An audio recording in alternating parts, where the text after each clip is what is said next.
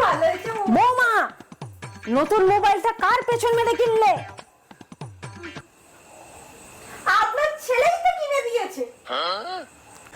ছোট মামা শ্বশুরের সাথে তোমার কি সম্পর্ক আছে? ফুলসজ্জার রাত থেকেই মামা শ্বশুরের সাথে আমার ওইসব করার সম্পর্ক।